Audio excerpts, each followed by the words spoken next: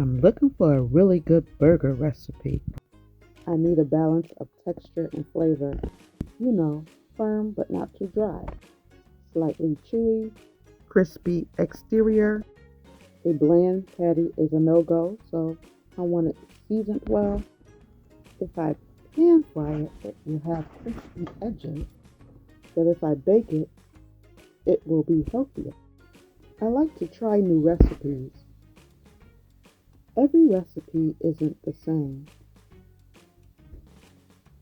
Sometimes recipes are good and other times they're not. After blending, this recipe has the scent of real meat. But it didn't cook up the way I wanted. It was hard to flip and fell apart. I had to reshape it. I'm still looking for a really good burger recipe.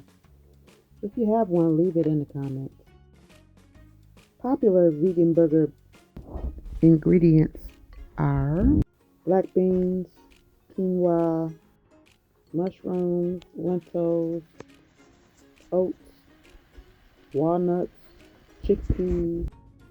Have you ever seen a vegan burger made from sweet potato? This really looks good.